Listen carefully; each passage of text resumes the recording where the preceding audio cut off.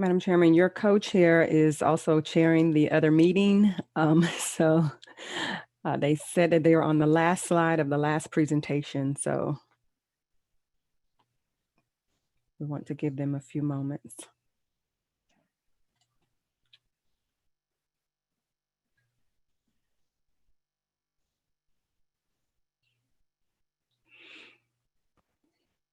Okay, they are adjourning now.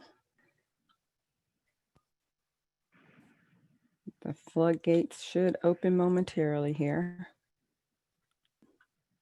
Thank you all for your patience.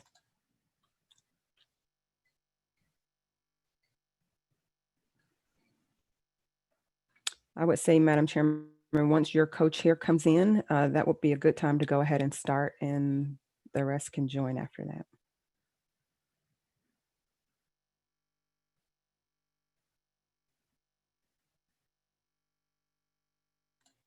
Leilani, if you will let us know when co-chair Rice arrives.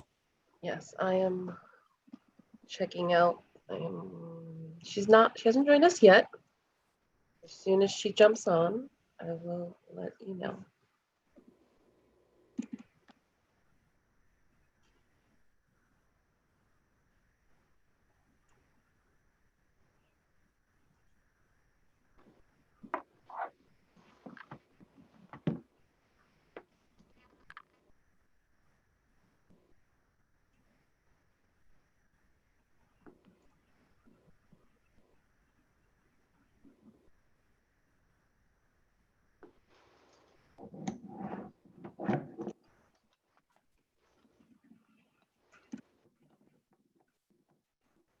Has Secretary Nanda arrived?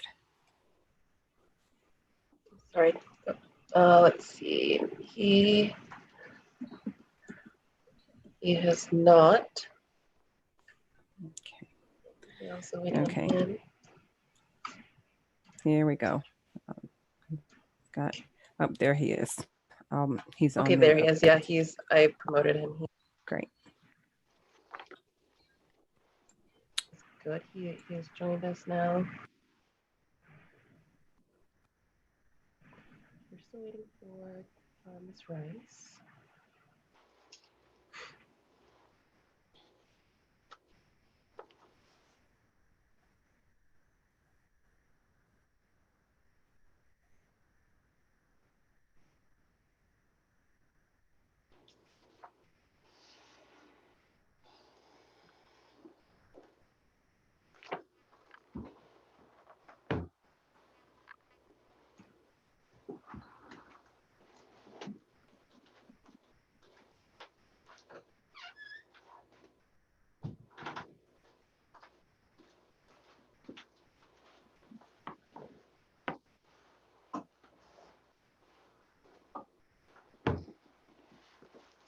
Good morning, Chandra. Thank you for joining us. Good morning.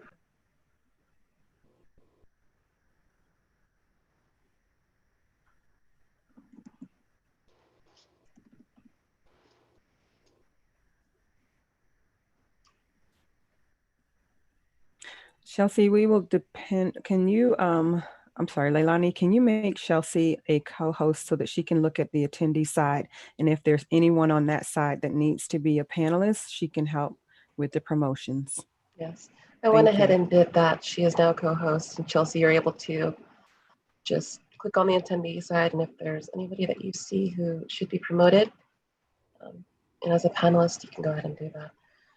I'm also checking as well.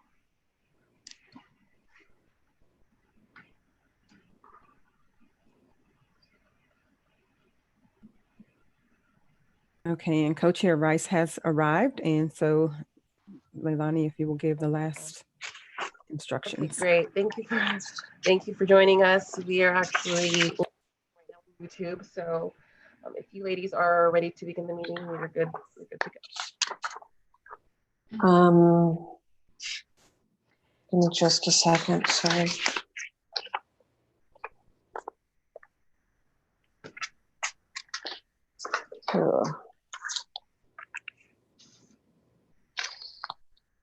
All right, I'm ready when you are. Okay, Great, thank thank you. you. Thank you very much. Welcome to this virtual joint regional transportation summit between the Central Florida MPO Alliance and the West Central Florida Chairs Coordinating Committee. I'd like to call this meeting to order. And I also want to thank you all for your patience in getting started this morning. My name is Michelle Stone, and I am the Vice Chair of the Central Florida MPO Alliance.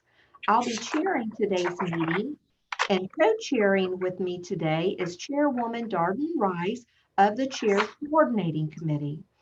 We received word that Secretary Tebow had a last-minute change to his schedule and regretfully unable to be here today. And he did try extremely hard, but unfortunately he can't join. However, he did not leave us without a keynote. So today we welcome Assistant Secretary Courtney Drummond. We look forward to hearing from the Assistant Secretary, and I'd also like to welcome the members of the staff of both the Chairs Coordinating Committee and the Alliance, and those joining us in the virtual audience. So again, thank you all for being with us today. We have what we feel is a great agenda, and I want to make sure that all panelists and staff directors understand that this is a forum where we welcome an exchange of dialogue, comments, and questions. In fact, I believe that we'll get the most out of this today only by engaging. So I certainly want to encourage everyone to be a participant. Before we get into the meat of the meeting, though, there are a few preliminaries to help us all navigate this virtual meeting. We have a team of folks working in the background to ensure that the meeting runs smoothly. And I thank them in advance for what they have done and what they will be doing as we move forward. Chat monitors will keep an eye on the chat box in case questions are posed there. They will also let the moderator know when virtual hands are raised for questions or comments, and I will be introducing our moderator in just a few minutes. Today's meeting was advertised and noticed in accordance with Florida's Sunshine Law. As you know, Florida's Sunshine Law typically requires a quorum to be physically present in a room for a government meeting. However, Governor Ron DeSantis suspended this requirement in an executive order allowing government boards to conduct business using virtual meetings, and this order has been extended through July the 30th. Now it's time for the Pledge of Allegiance, so I will ask our co-chair, Darden Rice, to lead us in the pledge. So Chair Rice, if you could please unmute yourself, and everyone else please remain on mute. Thank you, Vice Chair. I pledge allegiance to the flag of the United States of America and to the republic for which it stands, one nation, under God, with liberty and justice for all. Thank you. Thank you. And now, Chair Rice, I'll turn it to you. Thank you, Vice Chair. Good morning, everyone. I am so pleased that we could gather our two regions to have these conversations on important transportation issues. I'd like to extend a warm welcome first to Assistant Secretary Drummond. Thank you for being available to step in today. We're also very grateful to have our three district secretaries join us.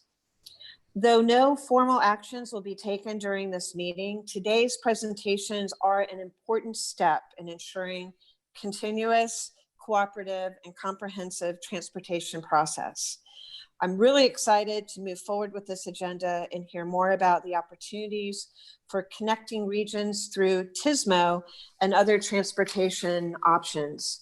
So at this time, I'd like to call on Ms. Chelsea Favreau to conduct a roll call of the WCFCCC members and staff directors. Thank you. Thank you, Councilmember Rice. Stephen Diaz.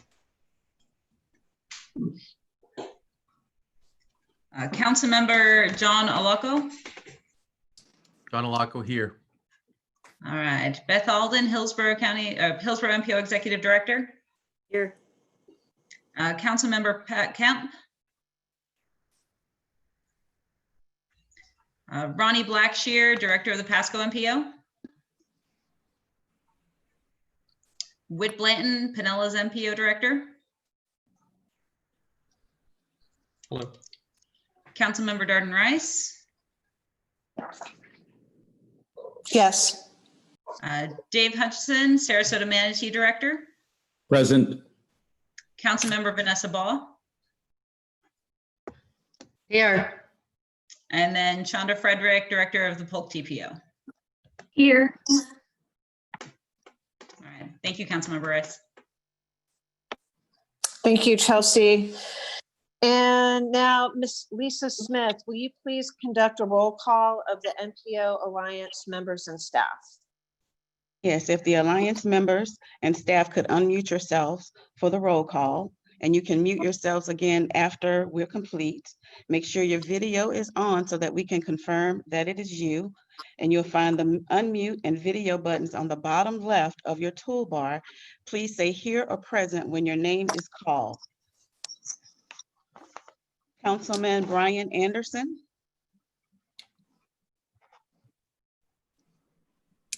Commissioner Don Burgess. Commissioner Leslie Campione. Commissioner Chris Cloudman. I'm here. Councilman Barbara Gertman. Here. Commissioner Jeff Gold. Commissioner Cheryl Grebe. Present. Commissioner Brandon Neild. Mayor Kathy Meehan. Here. Councilmember Yvonne Minus. Here. Commissioner Christine Moore. Commissioner David Moore. Commissioner Christine Power. Here. Mayor Jim Richards. Commissioner Michelle Stone. Here. Commissioner Brian Yates. Commissioner Bob Delary. Here. Rob Baum, Staff Director, Ocala Marion.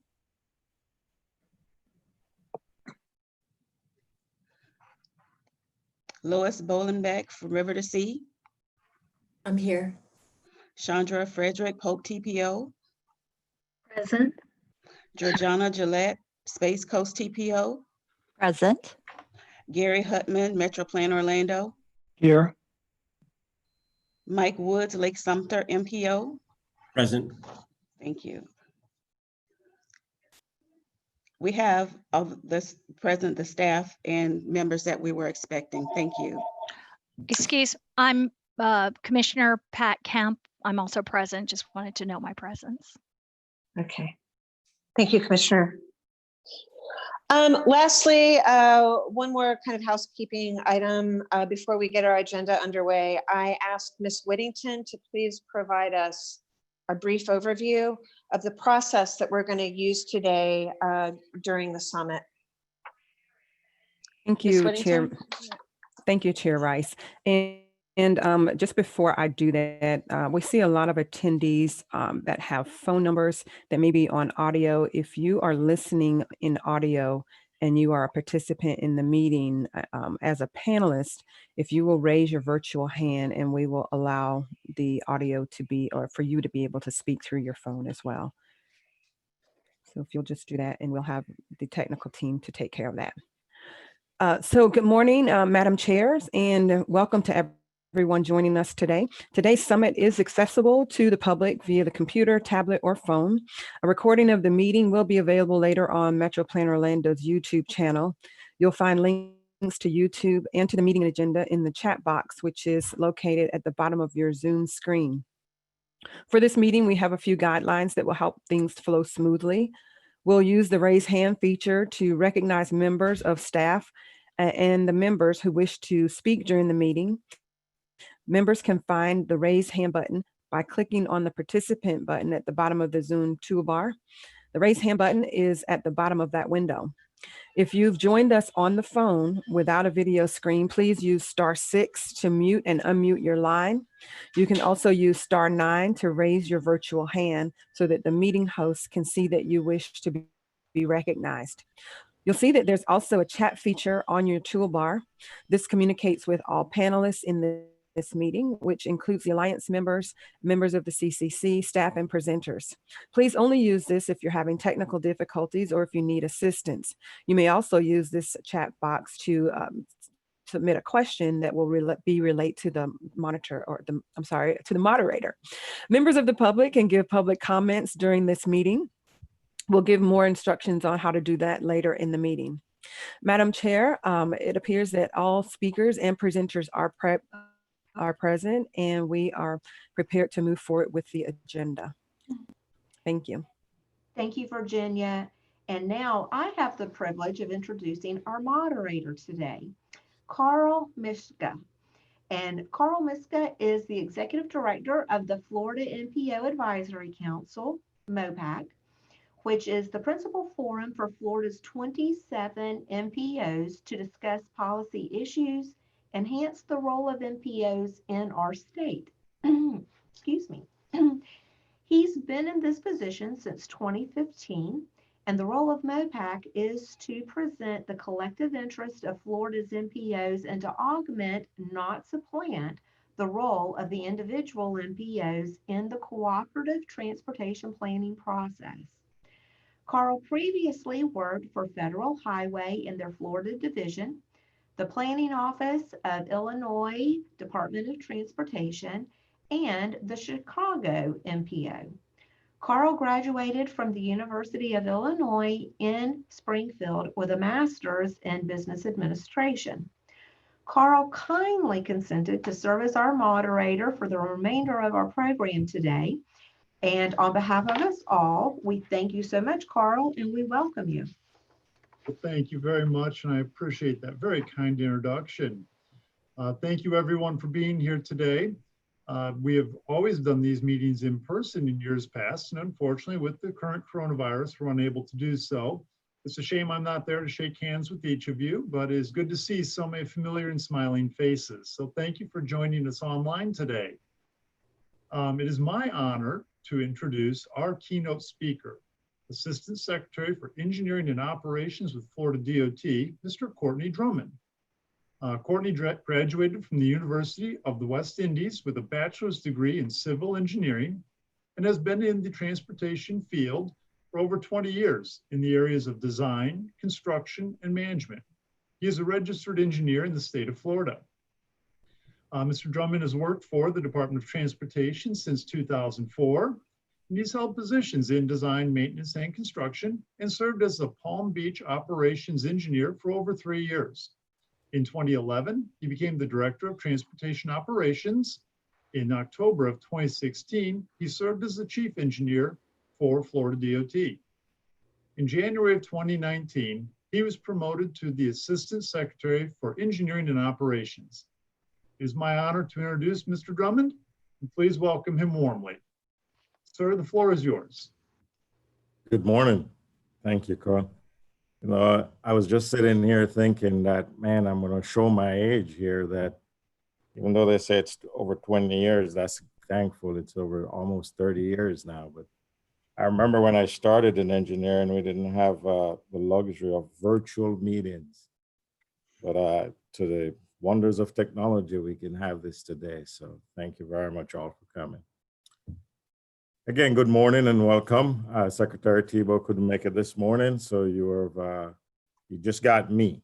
Not as good looking as he is, and I don't have as beautiful a voice as he does, but just bear with me today as we roll through this.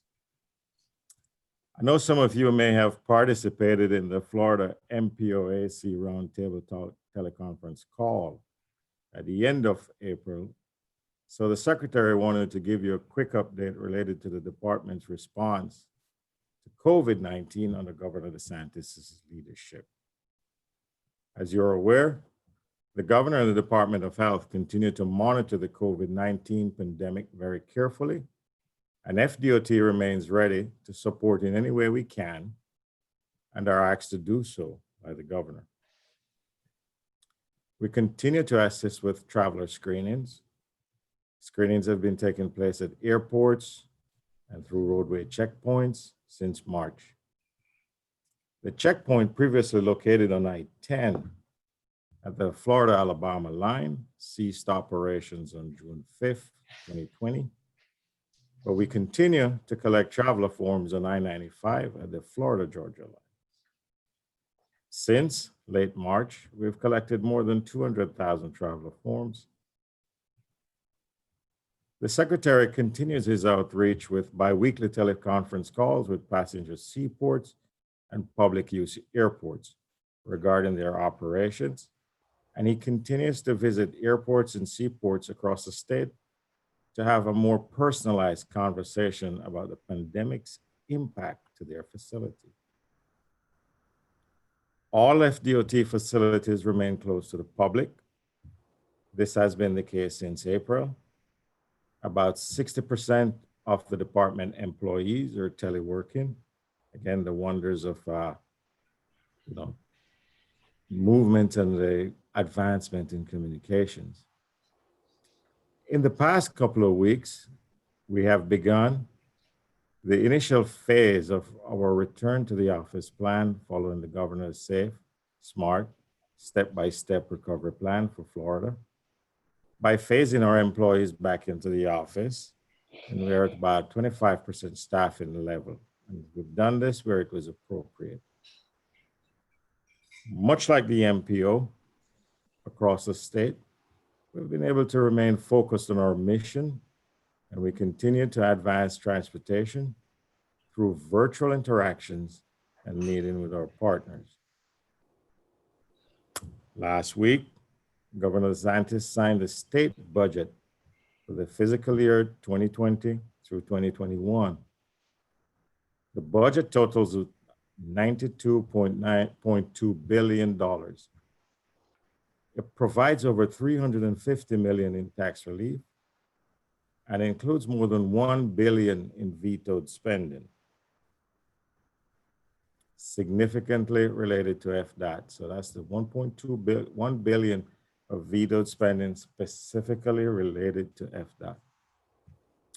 The budget provides $9.2 billion for the State Transportation Network, State Transportation Work Program. We've got $2.5 billion for highway construction, $400.5 million for aviation improvements, $885 million for transit projects, rail and transit projects, and $236.4 million for safety initiatives.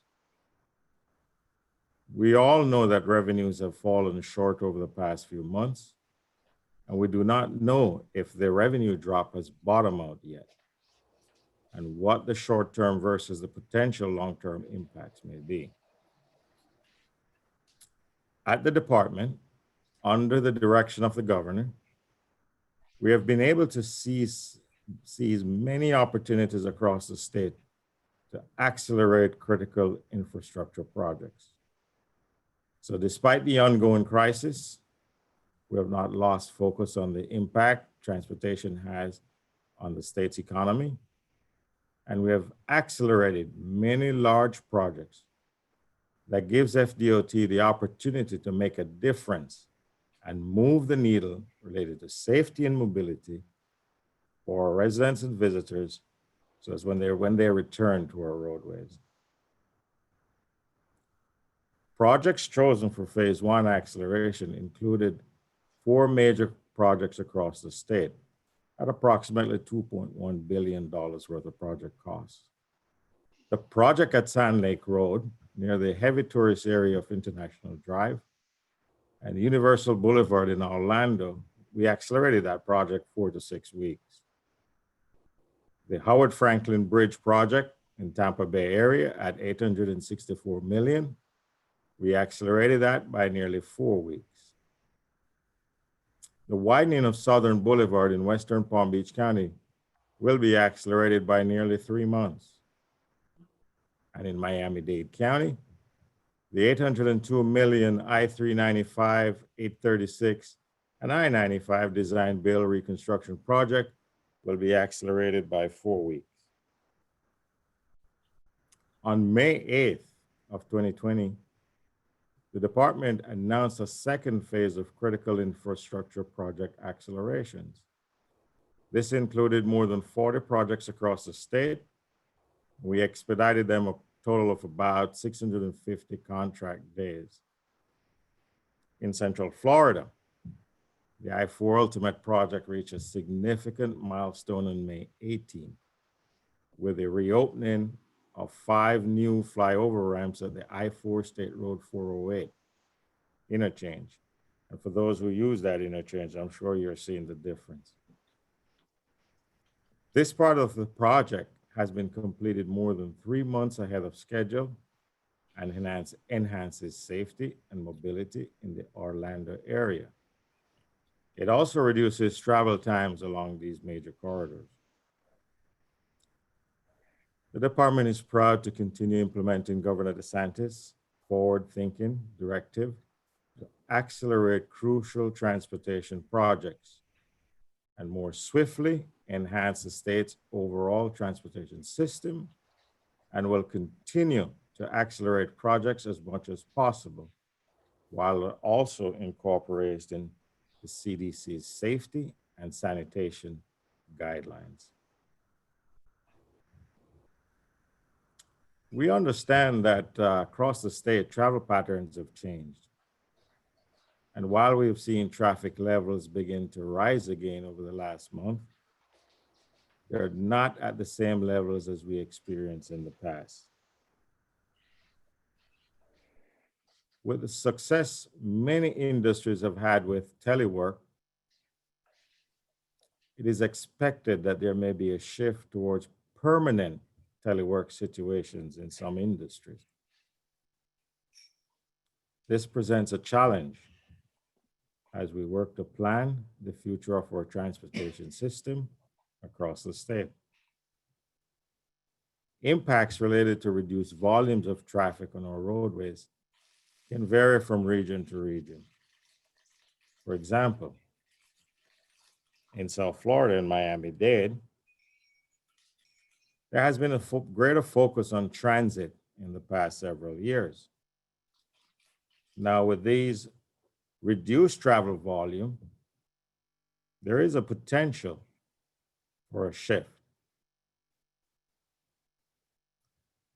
This will give us an opportunity to take a step back and take another look at our long-range planning vision, and possibly revisit some of those decisions that were based on assumptions regarding traffic volumes and patterns that may no longer be relevant. What's really important is that we consider our regional transportation networks as a whole, rather than just focusing on a particular corridor. What are the safety improvements and traffic efficiencies we're trying to accomplish? What solutions exist to achieve these goals that we're shooting for? A regional concept of transportation operations will increase safety, mobility across the entire state. And it's important that we work together to move people and goods in Florida. Partnerships are critical. It comes back to working together. Regional partnerships are critical. Communication is key. Always, but especially during this time. It's important to stay in touch with your local district offices and keep them in the loop as you analyze previous project decisions and potentially develop new plans. In conclusion, I want to thank Virginia and Chandra for organizing today's meeting. And I hope I provided enough comments or provided some input as the secretary would have done so. You know, he has that Bostonian accent, and you're getting a totally different one here. He has a way of just making it smoothly off the tongue. So hopefully I could fill in his shoes just a little bit. Carl, I want to thank you for moderating, and I'll turn it back over to you for any questions before we move forward. Thank you. Very much appreciated, and very much appreciate the comments that you're able to provide with us today. Just thinking about our structure of time, I think it may be in our best interest collectively if we move over to the district secretaries and then assemble questions after they have spoken. So it is my honor and pleasure to introduce to you the three district secretaries who will be sharing with us information today. I'm going to start by introducing our secretaries in numerical order because it would be hard to rank you in any other order than that. So L.K. Nanda is the District 1 Secretary, as you can see by the image here on the screen. He has over 22 years experience in the transportation industry with both the public and private sector. He holds a Bachelor's of Science in Civil Engineering from Andhra University, India, and a Master's of Science in Transportation Engineering from Wayne State University. Prior to becoming District Secretary, he served as the Director of Operations and District Traffic Operations Engineer at Florida DOT. He also previously served as the Transportation Operations Engineer with the City of Boca Raton and as a Senior Transportation Engineer with a private sector engineering firm. He's a registered professional engineer in the state of Florida and is an active member of the Institute of Transportation Engineers. Our next presenter will be Jared Perdue, who is the District Secretary for District 5. He has devoted the majority of his career to the Florida DOT. Not long after graduating from the Citadel Military College of South Carolina in 2003, you're disclosing your age there, with a bachelor's degree in civil engineering, he entered the Professional Engineer Training Program with Florida DOT District 3. Since completing the program, he has served in several different leadership roles within the department, including Geotechnical Engineer, Interim District Maintenance Engineer, District Traffic Operations Engineer, and District Design Engineer. In 2016, he was named the District Director of Transportation Development, and a position that he held concurrently with Interim District 5 role. He has served as District 5 Secretary officially since May of 2020, but served as an interim position prior to that. In this role, he oversees dozens of projects and operations in the 9-county region, including Sunrail, the multi-billion-dollar I-4 Ultimate, I-4 Beyond, and Wekiva Parkway projects. On a personal note, Jared has a wife and 5 daughters and is a registered professional engineer in the state of Florida. And then last but certainly not least, our District 7 engineer is David Guin, who will be joining us as well. He was appointed to the position in July of 2017. Prior to this appointment, David served as Director of Transportation Operations for FDOT District 1 in Bartow. Mr. Guin has spent 30 years in the private sector providing consulting services to the transportation industry before joining FDOT in January of 2016. He co-founded TEI Engineers and Planners in 1991 and led the growth of the firm to over 125 staff members throughout Florida and Georgia. He later served in senior executive roles for several large engineering consulting firms, leading business units of up to 700 staff members throughout southeastern United States. As the District Secretary in District 7, David provides administrative oversight for the planning, development, and operations for all transportation modes within Citrus, Hillsborough, Hernando, Pasco, and Pinellas counties. He is a 1983 graduate of the United States Military Academy at West Point, where he earned a Bachelor of Engineering degree. During his military service, David served as Field Artillery Officer in the U.S. Army, as well as the Florida National Guard. In addition, he also holds a Master's of Transportation Engineering degree from the University of Florida.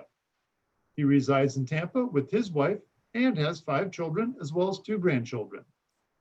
Please welcome our district secretaries. Now, gentlemen, if I may, I'd like to turn it over to you for your presentations. I think everyone's heard enough of me. We'd like to hear from you.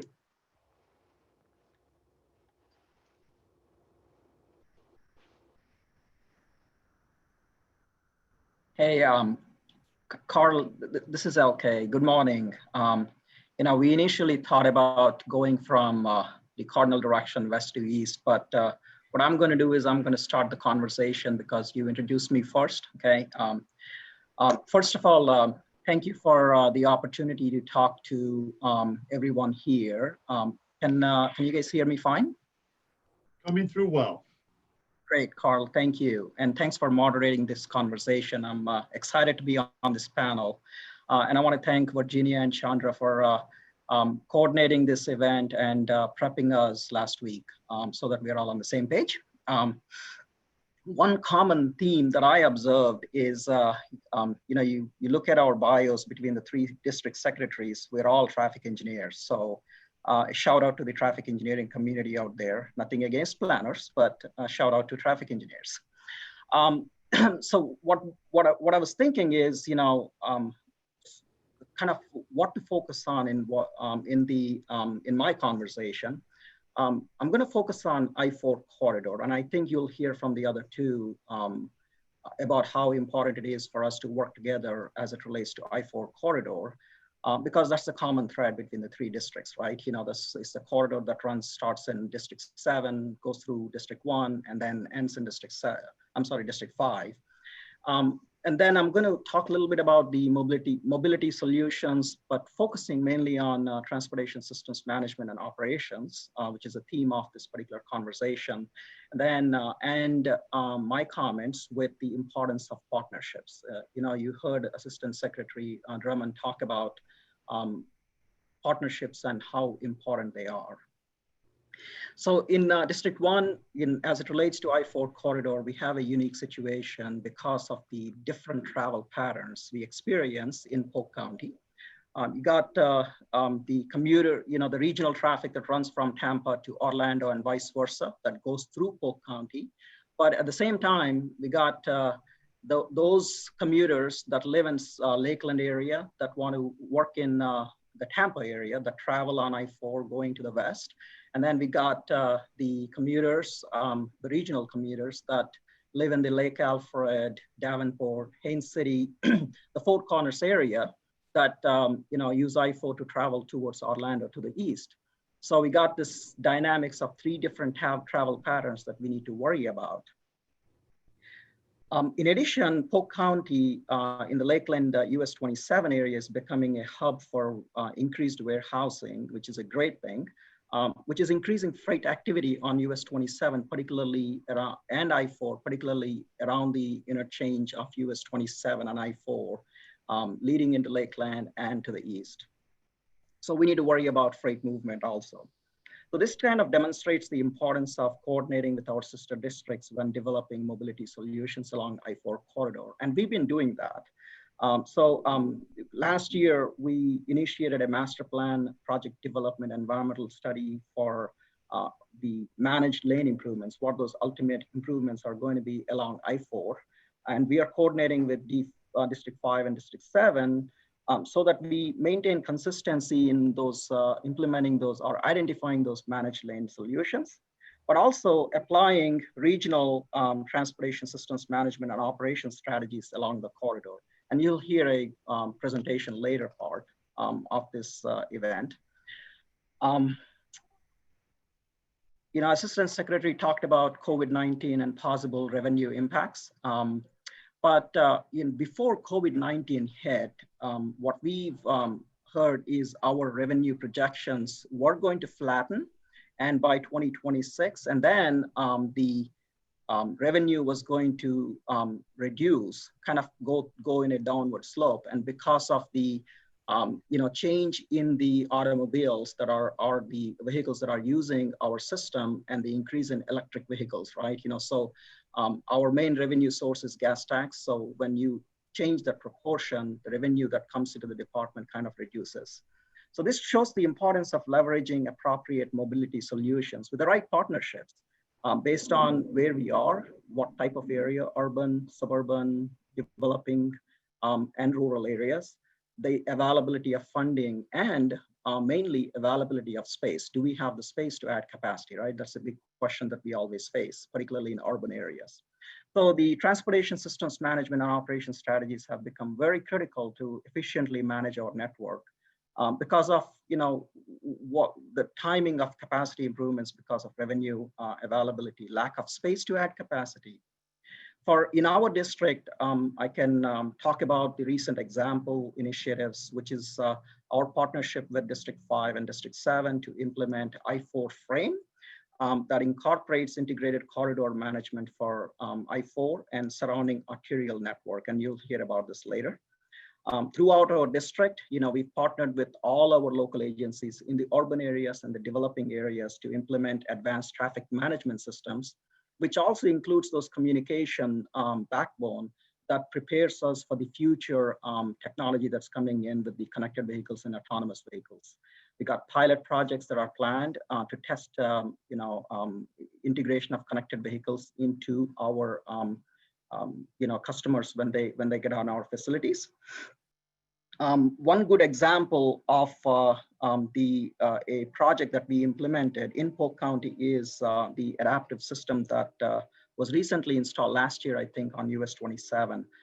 We believe, because of our inability to widen US 27 because of space, such system has become very important. And so we were successfully partnered with Polk TPO and Polk County to implement that particular system. So we're currently performing evaluations on the effectiveness of that system, and we'll share those results with our partners when they're available. Finally, talking about partnerships, we've continually looked and are looking for partnerships with our local agencies and MPOs to improve mobility and safety along our system.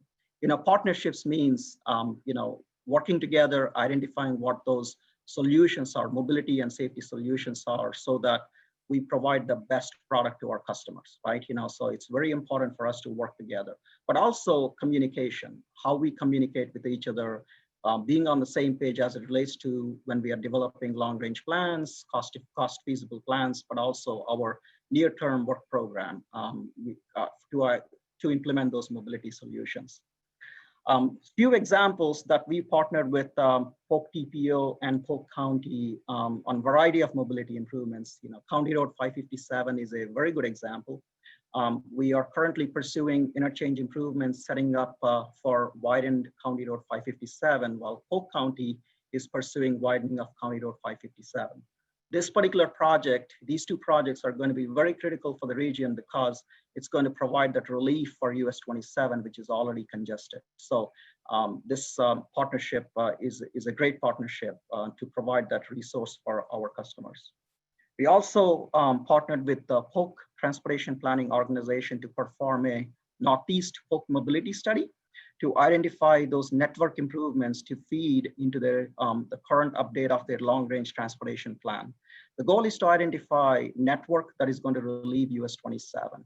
Again, looking at what does Polk County need to do, what are the local governments need to do, and what does the department need to do so that we can collectively provide that solution.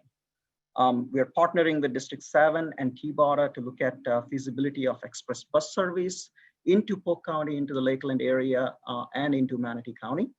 We're partnering with Polk County on possibility of express bus service run by Citrus Connection so that we can provide that additional mobility option for those residents who are trying to go towards the Orlando area so that we can provide that service to the Point Siena station of the Sunrail.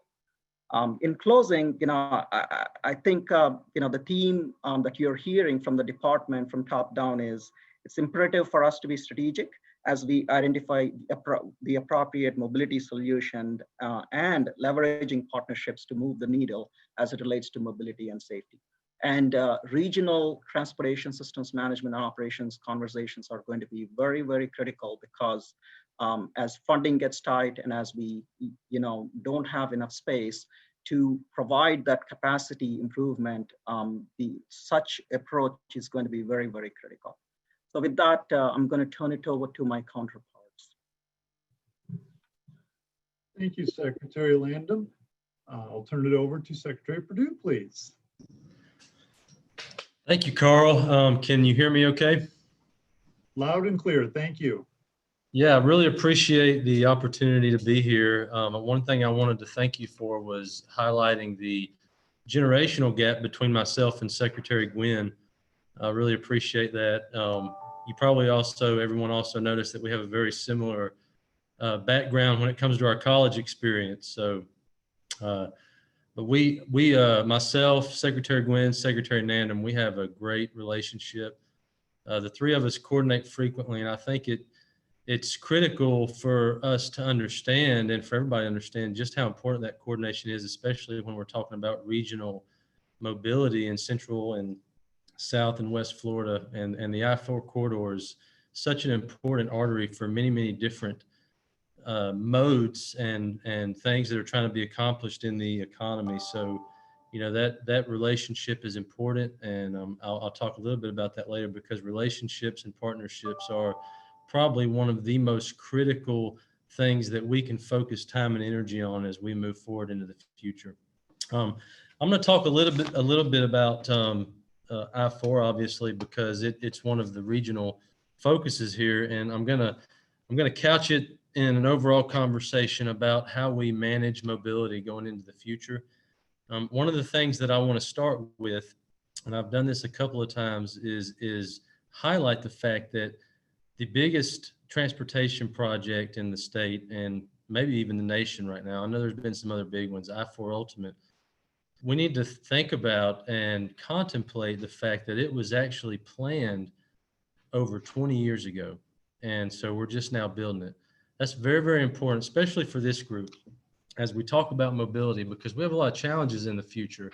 And you think about infrastructure projects and what that means. And when we actually start turning dirt to actually build those projects, there's a significant amount of time in there for these projects to develop. And there's a lot of changes that take place throughout those years. And so that's something that we need to think about as we talk about mobility. So I-4, you know, while the three districts along the I-4 corridor have relatively different challenges, I would say that they flow together very well. We have unique characteristics that we have to deal with, but being adjacent districts and different demographics and different economies, you know, they still flow together very well and have a very logical progression. And so as you come into the Central Florida, Orlando area, there's a lot of what I consider conflicting traffic patterns. And one of the things that the age-old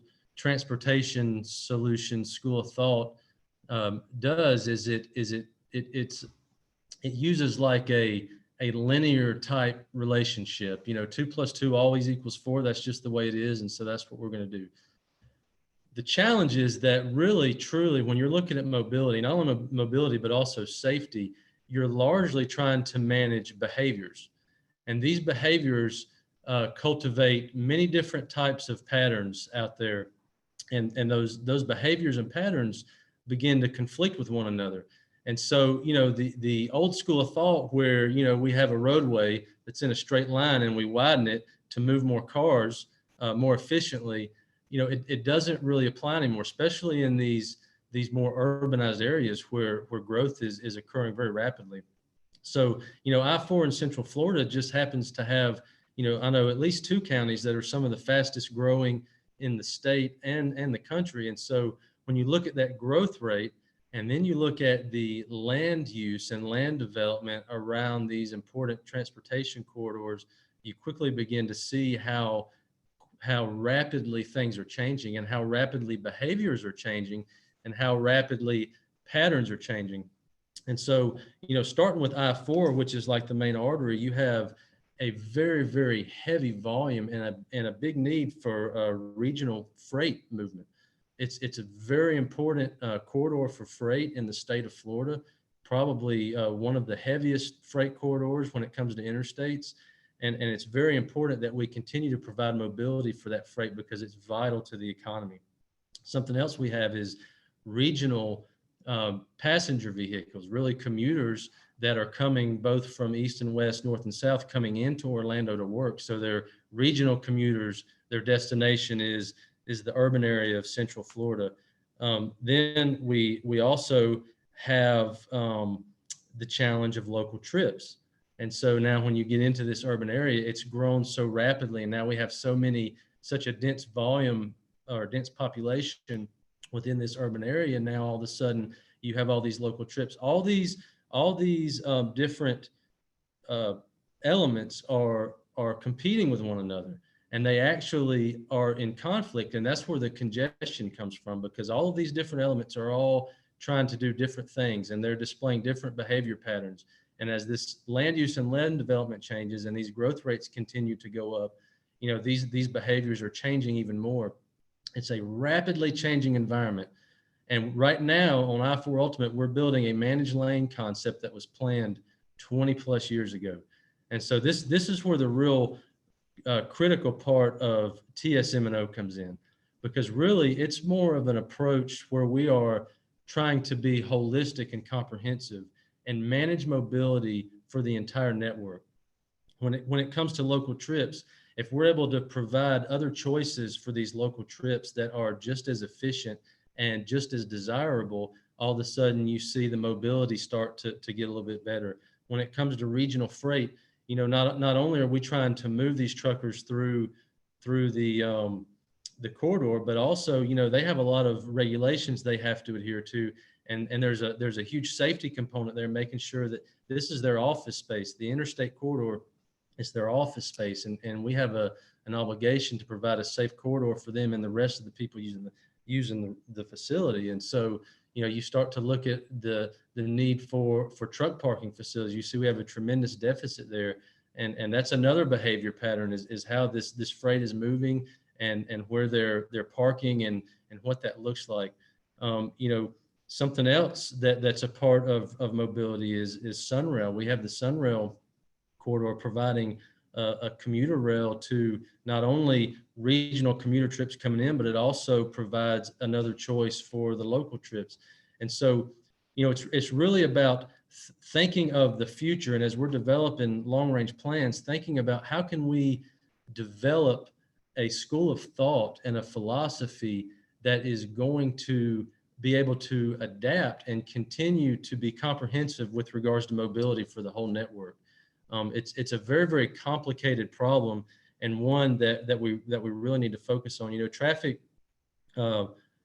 is a difficult thing to tackle, and when it comes to mobility for the whole network, looking at the TSM&O strategies is a very, very good place to focus your energy. It incorporates technology, the developing technologies that we need to provide those important choices. It can address things like incident management. Traffic incidents on freeways have a tremendous impact on the reliability of an individual's trip, and providing these TSM&O strategies can really help with managing that reliability and that efficiency. And so as we move forward into the future, I think the real theme is how do we all come together? How do we leverage relationships? How do we leverage partnerships to come up with a comprehensive strategy for mobility that includes, the state of Florida, local governments, private businesses, to really move the needle on mobility and safety. And Secretary Nanda mentioned, COVID-19 and the effect it's had on revenues statewide. I mean, it's had not only private entities, but also public, and partnerships and relationships are more critical now than they've ever been, because it's going to take all of us coming together, figuring out solutions that we all agree on that meet that common goal, and moving forward with them. So in closing, I'll say that there's a lot of exciting things going on. There's a lot of challenges for the future, but I think if we pull together and leverage our relationships and really build strong partnerships, we'll be able to move forward. So thank you, Carl, and I'll yield to Secretary Guin. Thank you. And Secretary Guin? All right, thank you. And I thank Jared for pointing out the age difference between me and my counterparts, but I will point out that I'm the only one with any hair. So maybe I'll be aging a little bit better. I don't know. So one thing I'd like to point out in just my opening is, you know, I lived in Orlando for 22 years and actually served on the Metroplan CAC board for a committee for a number of years. So I have been very familiar with the Orlando area. And then I got to serve for a year in District 1 working with LK as Director of Operations. And so, you know, got to work with the section of I-4 in District 1 in the last 4 years, last 3.5 years here in District 7. So I've gotten a real good appreciation of all the different characters we have within the I-4 corridor. And I think when you hear about the FRAME project later on, you'll see that there's a lot of really good opportunities to take advantage of technologies and to take advantage of partnerships to be able to really look at moving people and goods. And when you look at our segment of I-4, it's when you get on the west side of it, west of I-75, it gets into a very urbanized area. We have the Port of Tampa. We're leading down to the International Airport as well as the downtown Central Business District. And so that area becomes very congested. But now as development continues to go further to the east of I-75, and as we start to see more inter-regional traffic between the Orlando area and Tampa, it's pretty much getting congested all the time. Right now with the virus, it's obviously gone down, but on typical times, we run into closing the interstate down, I think about every 3 or 4 days, as I remember, in one direction or the other, and we're closing lanes every day for an accident or some other congestion related problem. And we want to move people and goods, not trucks and cars. And so, you know, a lot of the shift in our thinking is, you know, how are we going to be able to do that in the future? We know that even if we get less trips because of telecommuting and stuff in the future, when you look at the number of people that they plan to have move to Florida, it's massive. Even if we got a massive reduction in traffic due to teleworking, when you look at even the half of the people they expect to move to Florida over the next 20 years, you'd more than make up for that in terms of the amount of travel demand we have in our network. And that's not to even talk about that, even if you're not working, if you're working from home, you still need goods and services. So all of that freight and trucks and all of that is going to continue to grow at a pace as if you were still working every day going to work. So we're going to focus a lot on other ways to get around. In I-4, we're going to be preserving a corridor for transit, whether that be a bright line type of a scenario, or perhaps a local or other regional transit. We're going to look at our express lane network that we're continuing to grow throughout the region and look at that as more than just a way to move more cars. I think as we look at technology evolving, and just in the last 5 years, you think of all the technology advancements that have impacted the transportation industry. In the next 5 to 10 years, we're going to see so much more. I don't envision the express lanes always being a managed toll lane myself. I think that's a strategy that we use. We use it for congestion management. We try to create a reliable travel time corridor within a congested corridor. But in the future, perhaps technologies will be there that allow us to do things like automatically be able to tell how many people are in a vehicle. And we allow to use HOV technology to allow HOVs to use those lanes. Or perhaps when connected vehicles get much more prevalent, when you can start to have vehicles traveling much closer together because the technology is determining when to brake and when to accelerate, perhaps we are able to use those lanes to handle connected vehicles and really increase the capacity within those lanes, which would also help in the general purpose lanes. Or maybe there's parts of it on I-4 or other roads where we make them truck lanes to get the trucks out of the general purpose lanes and allow for freight to move through those lanes on longer distance trips without interfering with the traffic that is going to use the general purpose lanes. So there's an awful lot of opportunities, I think, in the future. And you know, a few years ago, the policy at FDOT was any new capacity on the interstate would be tolled managed lanes. You know, we've changed that. That's no longer the policy. We're going to put the right road in the right place and use the right congestion management strategy for the right corridor. So as I-4 continues to evolve, I think we're going to see a really lot of good opportunities to move people and goods.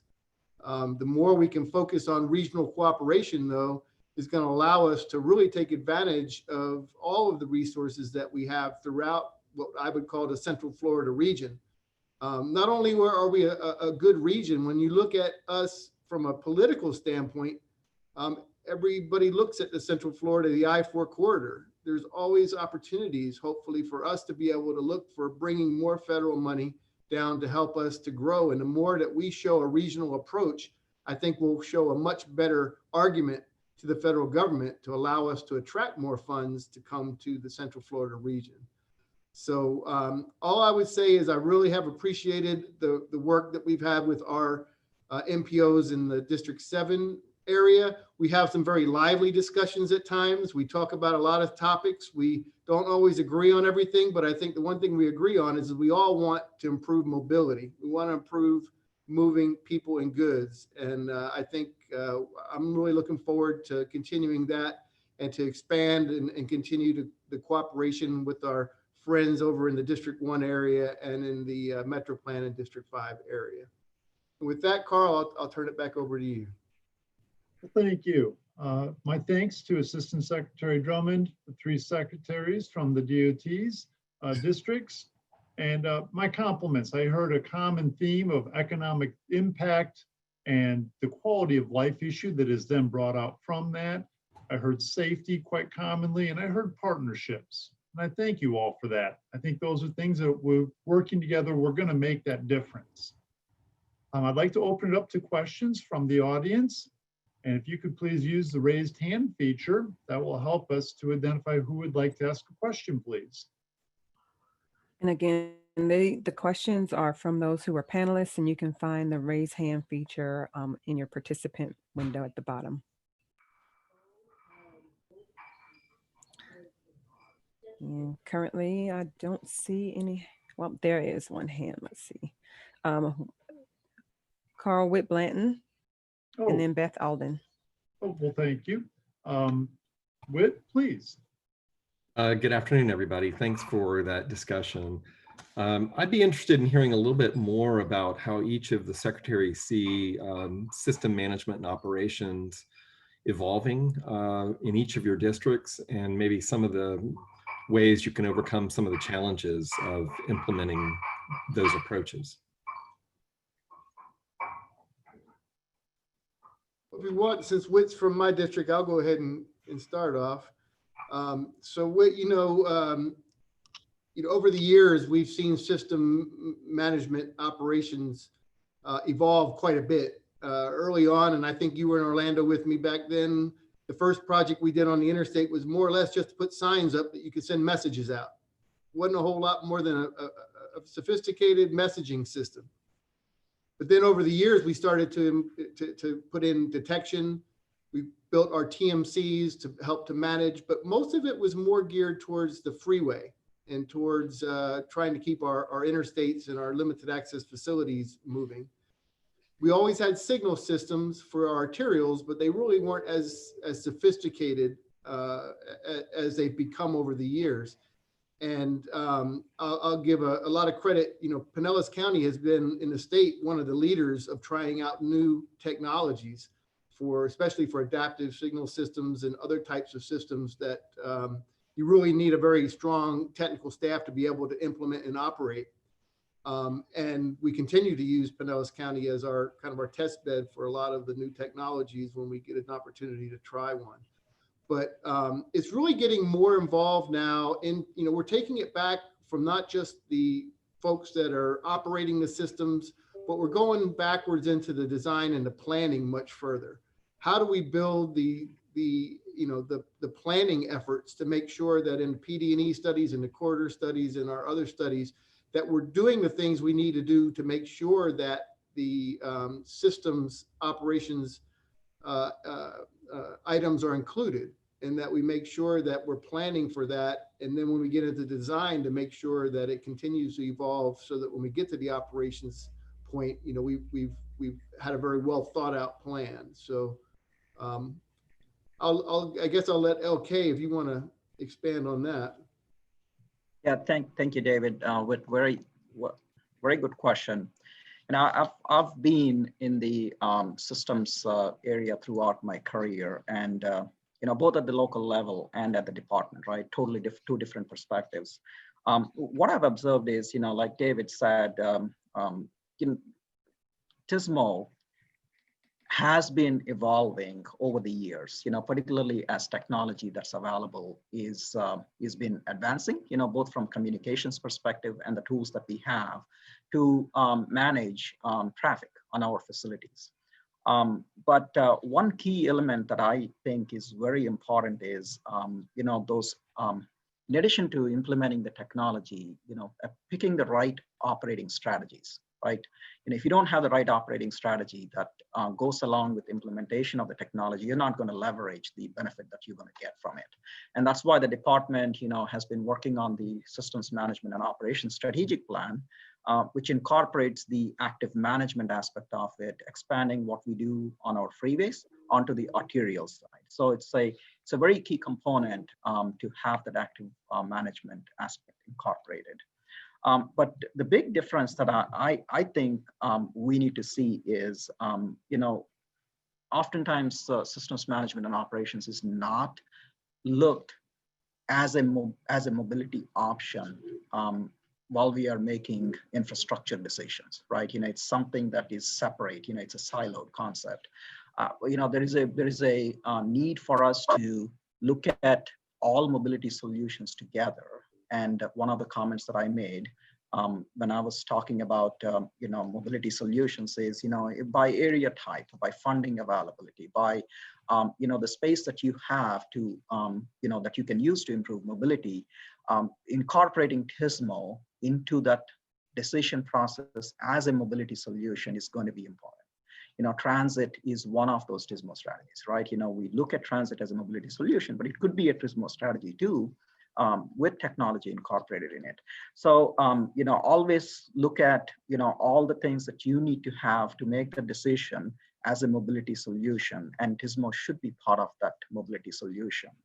And finally, when we make decisions on mobility solutions, we need to look at return on investment. Is a capacity improvement going to give what return on investment is going to give versus a TISMO strategy, what return on investment is going to give, or together, are we going to get a better return on investment? These kind of decision points, need to be incorporated all the way from our long-range transportation planning to the work program level. The other thing is, it's key for us to be prepped for the future technology, right? The composition of vehicles that are on our facilities, on our infrastructure is changing, fast changing with ACES, right? The autonomous, connected, electric, and shared vehicles that we have on our facilities. So we need to think about TISMO as a strategy so that we can implement the infrastructure that's needed to be prepared for this future technology. So I'm going to see Jared has anything else to add. Yeah, sure. I'll say a few words. That actually is a good question because it's kind of something that we need to be thinking about, and you kind of start hearing a common theme. But for me, before TISMO was a thing, TSM&O was how do we get vehicles through intersections more efficiently? How do we move vehicles on this one roadway more efficiently? We were looking at building turn lanes and doing things to move vehicles.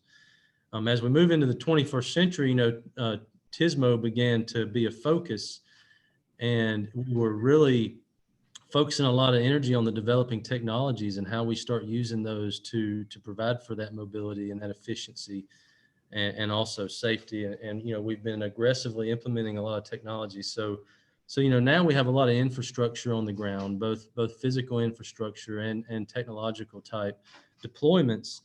And as we move into the future, and this is where TISMO and planning really becomes critical. As we move into the future, I think it's going to be a lot more about integrating the entire network that we've deployed to provide a system of choices for people.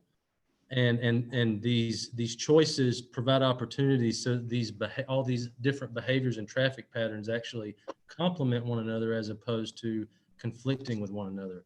It's a very complex problem, but I think technology is a huge part of it, but our philosophies and our way of thinking is what has to adapt to the future. How do we integrate all of these things that we have? How do we integrate all these tools into a network of opportunities and choices for people trying to get from point A to point B? Thank you. Thank you, gentlemen. Did Charles Lake have a question? Yes, I do have a question. I have a comment, actually.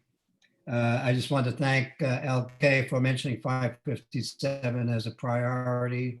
As he knows, I've been pushing that for 5 years now. So, but I also had a question. Has any consideration been made on the I-4 corridor for high-speed trains, that type of thing? I've heard it mentioned a number of times. Just wondering if there's ever been any idea of putting that into the plan in any way. And that could be a question for anybody interested in I-4. Thank you. I can start in District 7. So we have maintained a corridor within the interstate in our plans for accommodating what was originally high-speed rail. That was what was in the original study that was performed. We understand that Virgin Trains may want to come to Tampa, and if so, we have had preliminary meetings with them, not recently, but to talk about how they could fit into what our plans are. And so we would make we would try everything we could to try to make sure we maintain that opportunity for them to be able to be in the corridor in District 7. And District 1, District 5, anything to add to that? Hey, Carl, I was talking without unmuting myself. A common theme while we are on these virtual meetings, right? Obviously, we got to look at I-4 as a corridor, right? Within all three districts, we've made effort to try to keep that envelope, what we call a envelope, the space that's necessary for any kind of rail, particularly high-speed rail, right? And so it is our intent to maintain that space as much as possible as we pursue our projects. Obviously the department is not pursuing any high-speed rail or any rail on I-4, but we are entertaining the proposal that Virgin Trains has come forward with to pursue high-speed rail along the corridor. When and how it's going to happen is all dependent upon the pace at which Virgin Trains is want to pursue the project. But our commitment is at this point, we have maintained that envelope, and we're going to try to maintain that envelope as much as possible. Thank you, LK. All right. Earl, we do have a hand with Commissioner Bob Delary, and as he is unmuting, if I can share a comment by Pat Kemp in the chat box. We need a real discussion as to autonomous vehicles. AV will not provide for more efficiency and may well be less efficient as no occupancy vehicles clog our road.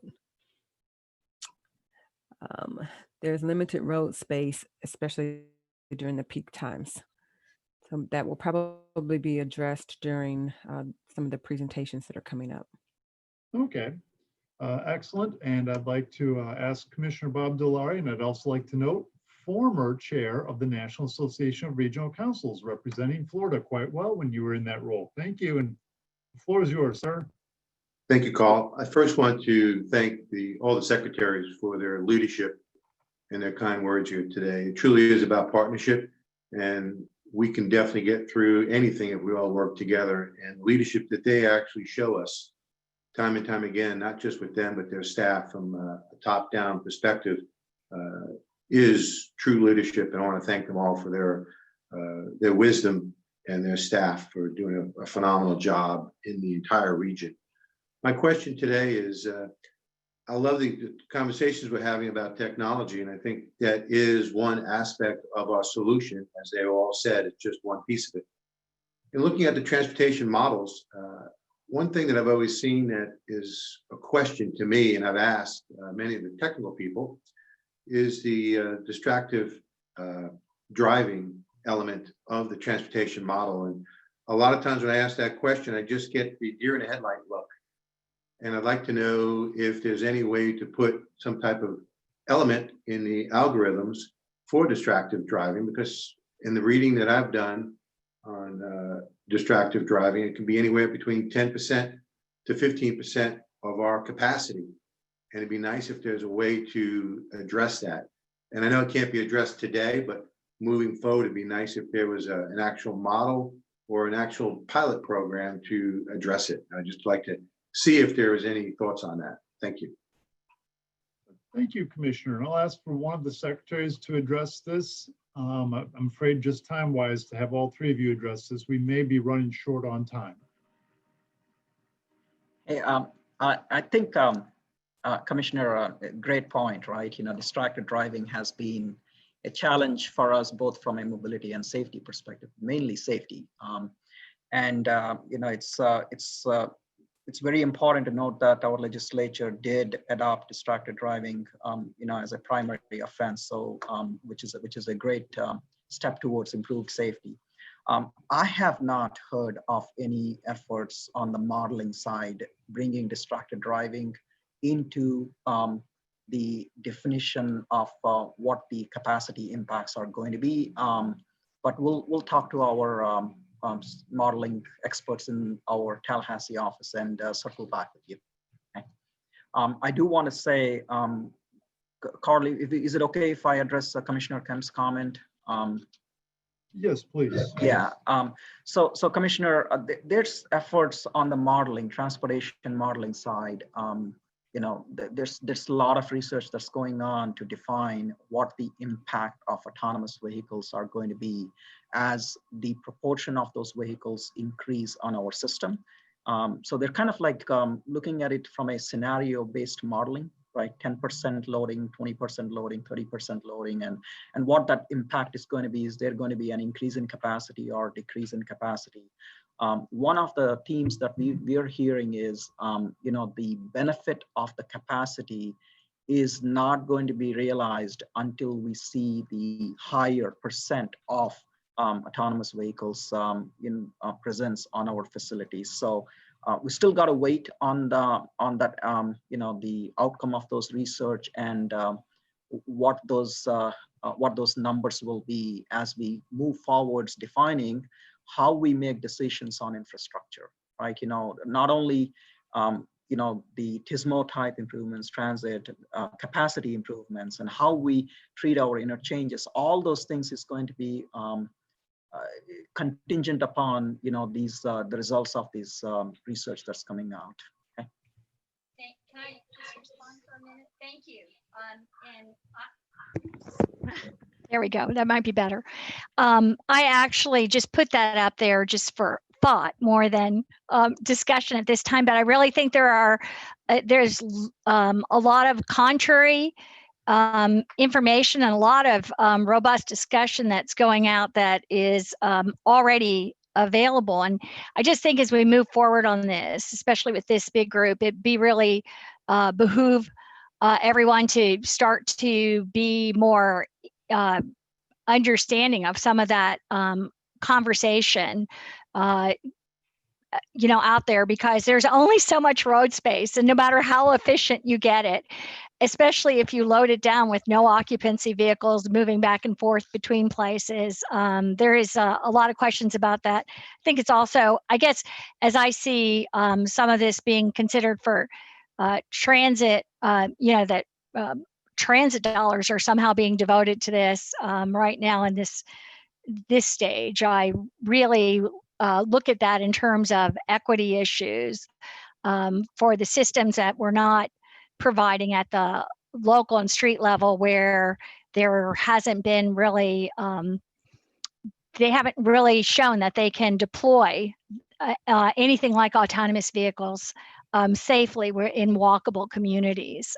So I just think it merits a really very robust and continuing discussion. Thank you. And Commissioner Kemp, I have to agree. It's something I think we could have an entire conference on just by itself.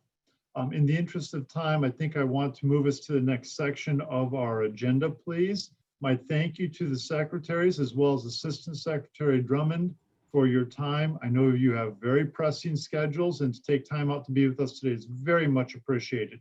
Thank you so much. At this point in time, we're going to move to the presentations. There are two today.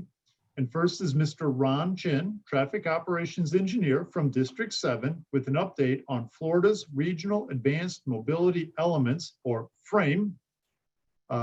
Joining Ron is Raj Panaluri, Connected Vehicles and Arterial Management Engineer with the Florida DOT Central Office. So in order to facilitate the time we have remaining, if you have questions during the presentation, go ahead and raise your hand, but then we'll take them at the conclusion of the presentations, please. But that will help us at least set up an order as to who we can go to. And if they're not questions, then that's fine. But at this point, I'd like to turn it over to Ron and Raj. The floor is yours, gentlemen.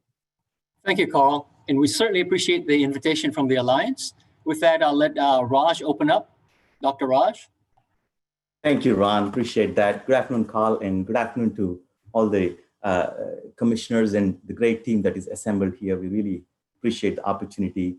I just want to start off by saying that this I-4 frame project actually was initiated about 2 years ago as a result of some of the successes we've started noticing with a connected and automated vehicle or emerging technology deployment. So first of all, our very sincere gratitude and regards to our Secretary, Mr. Kevin Thibault, Assistant Secretary, Mr. Courtney Drummond, who's on the call, to our Chief Engineer, Mr. Will Watts, to the District Secretaries in particular, Secretary Guin, Secretary Nanda, Secretary Perdue, and also from Florida Turnpike Enterprise. So we really want to thank the leadership without which we could not have proceeded.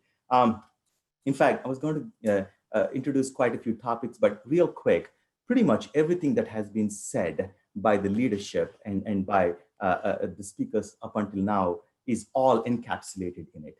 The I-4 frame project actually is truly a result of the TS&O strategies and the strategic plan which we adopted in the year 2018. So if we go to the TS&O strategic plan, the 6 specific performance measures, 4 of them are related to mobility, 1 of them is about safety, another one is about ITS upkeep and availability. But the bottom line is the strategic plan was developed in partnership with the entire state, including the MPO Advisory Council and great leadership from everyone around the state.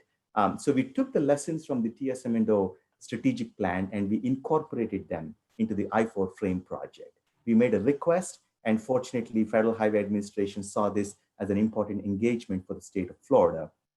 If we go through the details, which Ron is going to present soon, we will see many common themes which you all have touched on.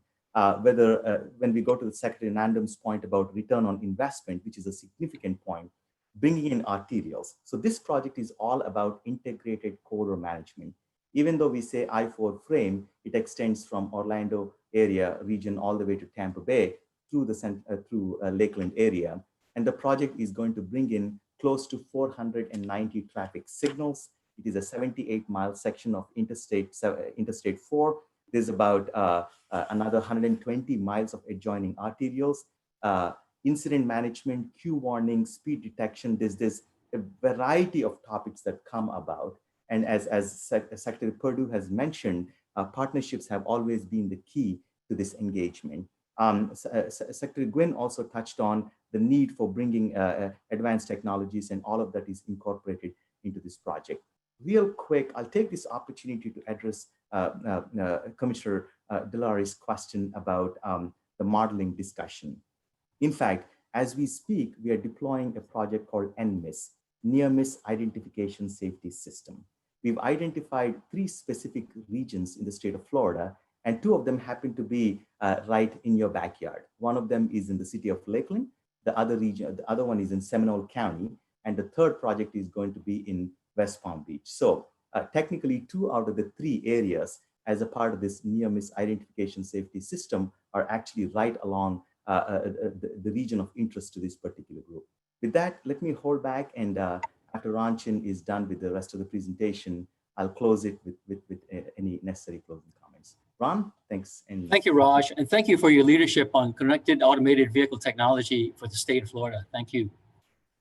So I really want to say thank you much to our leadership for the awesome support of this project, especially from Assistant Secretary Drummond, District Secretaries Guin, Nanda, Purdue, and Executive Director LaCory. This project really means a lot to Florida and positively demonstrates our agency's seriousness to promote safety, mobility, and innovation.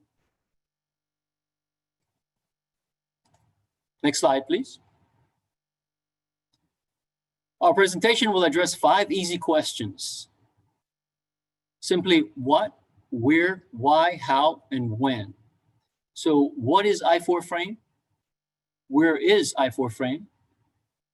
Why are we pursuing I-4 frame? How are we going to implement I-4 frame? And when are we going to get I-4 frame on the ground? Next slide, please. The primary purpose of I-4 frame, as Raj indicated, and our leadership is to improve safety and mobility, leveraging innovation with connected automated vehicle technology. And we're planning to do this through leveraging vehicle to infrastructure, V2I, and vehicle to vehicle technologies. The ultimate goal is to reduce crashes and improve our mobility. Next slide, please. I-4 frame traverses 3 districts, 1, 5, and 7, and also the Florida Turnpike enterprises through 4 counties, Hillsborough, Polk, Osceola, and Orange. We have also recently engaged in partnership with the Tampa Hillsborough Expressway Authority, a previous CAV Connected Automated Vehicle Pilot Grant recipient with FHWA. Our frame project extends along I-4 for a length of 77 miles. And also includes 122 miles of integrated corridors consisting of both state and local roads.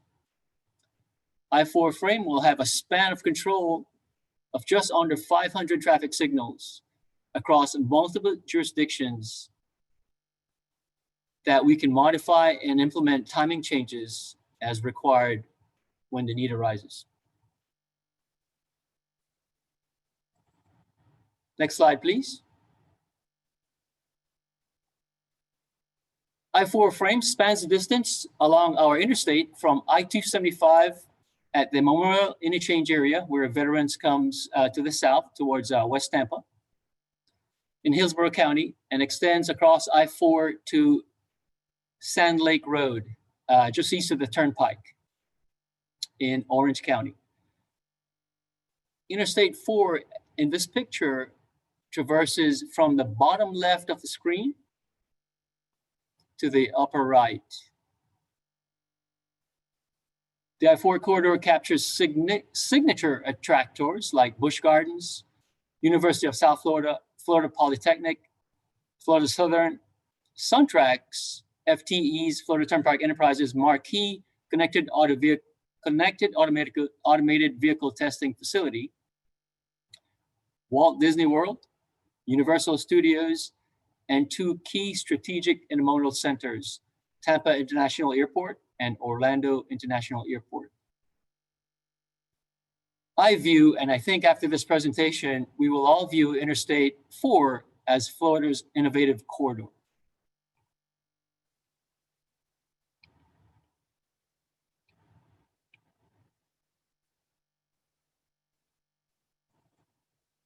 Next slide, thank you. Illustrating and quantifying interstate miles, arterial miles, and Florida Turnpike miles, paint a picture and provide a visual of how regional the I-4 frame project is.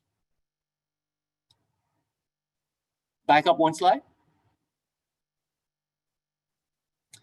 Also wanted to throw a plug in for District 1, as Secretary Nanda mentioned, with Polk County being the heart of Florida's distribution, and why Central Florida Development Council views Polk County as Florida's hub for distribution.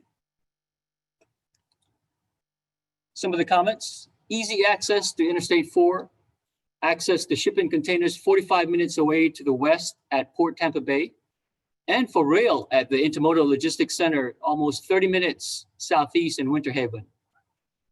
2 major airports in proximity, Tampa and Orlando. Access to most of Florida's 20 million people within a day is critical for delivery. Demand for distribution space is driving millions of square feet of big box industrial development along Interstate 4 between Tampa and Orlando. I-4 is a central location that provides both labor pool and concentrations of consumers with fast access to more than 14 million people.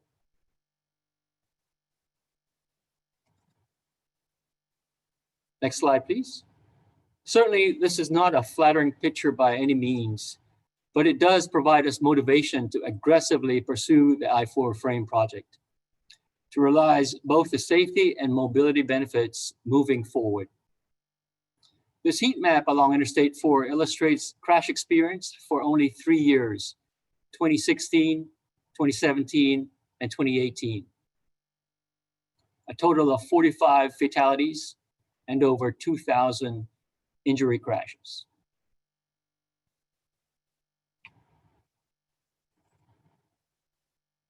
Next slide, please. So why is it critical for us to have I-4 frame? Interstate 4, as our leadership has indicated before, is a vital artery for our economy that connects East and West Coasts and the Tampa Bay and Orlando metropolitan areas. We need to urgently change these numbers. Further, consider Interstate 4 with 11% trucks. The average daily traffic is about 150,000. Freight's economic impact can be as much as $190 per hour for an expected delay and up to $400 an hour for unexpected delays. On a typical day, I-4 will move 16,000 trucks. If we consider a crash event that closes one direction of Interstate 4 for 60 minutes, and we include all the passenger vehicles as well, this could be an economic impact of up to $200,000 per hour for that direction and delay. And this estimate is very, very conservative. So demonstrating a return on innovation, and I think Secretary Nanda said that well. If we just had to mitigate just 110 hours of delay, this project would pay for itself, and we're estimating a cost of $22 million. Then any crash reduction, any crash reduction would be a tremendous benefit. And I hate to put a number to crashes, but we have a scale that we use, and for societal losses for fatal crash, it's about $11.3 million. And for severe injury crash, it's on up about $600,000. And so just imagine the tremendous impact of reducing those crashes. With that, I'll ask Raj to step in and discuss the technology deployments that we will have with I-4 frame. Thank you, Ron. Appreciate that. I'll try to keep it simple and straightforward. Pretty much, as you see on this chart, when we conceptualized this project about 2 years ago, we were really trying to scramble and figure out what would be the best way to address the safety and mobility issues along I-4, Interstate 4, and the adjoining arterial system. That is when we started mapping together, and as Ron showed, the heat map, it took a little bit of effort to put that heat map together, but we were successful because Florida is one of the few states in the country, or I would say the only state in the country to have 100% fiber network on the interstate system. So we're really blessed with the leadership who provides all the resources we need. So we are confident, and we know for a fact that we can actually collect data on a series of issues. For instance, traffic incident management. 1 out of 11 days, Interstate 4 experiences lane closures. That's not a welcome thing. With 45 fatalities and over 2,000 crashes by themselves, we know that there's a need to manage the speed harmonization system is really essential. Wrong way driving continues to be a significant issue in the state of Florida. We've been leading this effort since the year 2013. These crashes tend to be so random. We try out every possible technology we know of in trying to address wrong way driving issues. This is an endemic issue, not just to the state of Florida, but everywhere else. And fortunately, Florida takes leadership in addressing these crashes. So we believe that the emerging technologies, the connected vehicle technologies, can play a significant role in not only detecting, but also addressing and mitigating these wrong way driving crashes. We have a very strong transportation management center network in the state of Florida. Secretary Nanda has referred to it as well.